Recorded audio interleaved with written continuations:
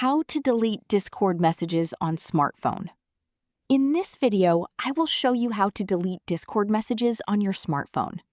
This should be a quick and easy tutorial to follow, so let's jump straight into it. First, open the Discord app on your smartphone and go to the conversation or server where the message is located. Now, find the message you want to delete and tap and hold on it. This will bring up a menu with several options. From here, tap Delete Message.